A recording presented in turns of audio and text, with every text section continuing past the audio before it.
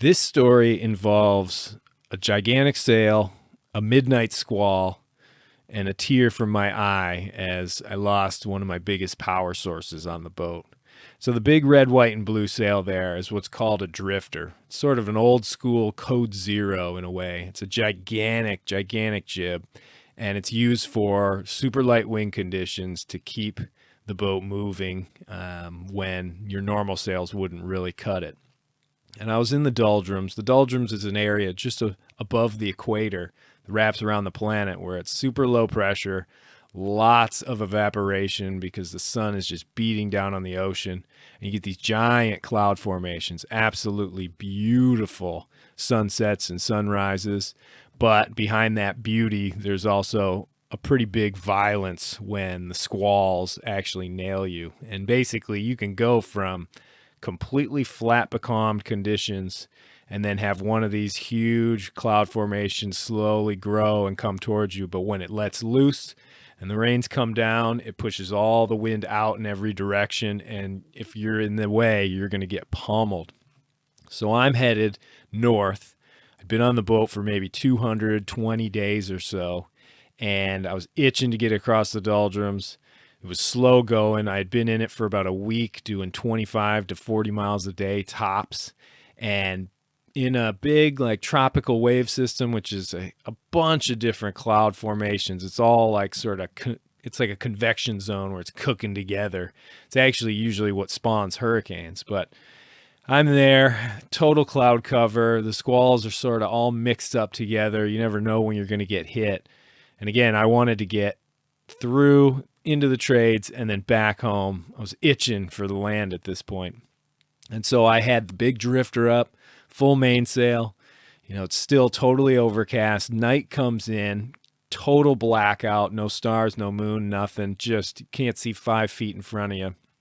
But at this point, I'd gotten pretty cavalier as far as leaving sails up and just going down below and going to sleep thinking it'll be okay. That's my big mistake right there. It's just getting a little too comfortable. So hours pass, and I typically would wake up every hour or so, just give a quick check. But again, I couldn't see anything at that point. So it was all up to Mother Nature.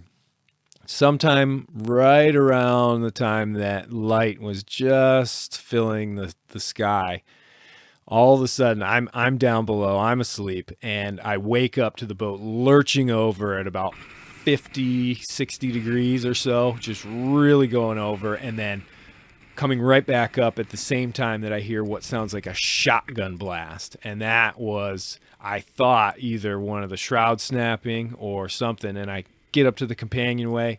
I'm hearing the flutter of the sail, and I look forward, and it's absolutely in tatters. Totally destroyed, complete write-off. No way to save any of it. And it's just like streaming out. It had been shredded in so many places. I mean, it's a pretty light material, like a parachute. So it just exploded. And so I lost that sail. I ended up delaminating the bowsprit when the pressure hit so hard. And it was just, I like to say that I was very lucky because nothing else got broken. You know, you could even lose a mast. If you're going from 0 wind to 45 knots, you're taking a huge load increase really quickly. And basically, in the end, all I did was lose sort of one of my favorite sails. But it definitely taught me a lesson of not getting too comfortable and always sort of being cautious. It's one thing to leave stuff up when you can sort of see off onto the horizon, see if there's any clouds coming. But if you're in total pitch black, don't let impatience get the best of you. Don't let frustration get the best of you. Keep cautious. Make sure that if you don't know, then take the big sails down, sleep for a little while, and then go about it when you get back up. Lesson learned out on Sparrow.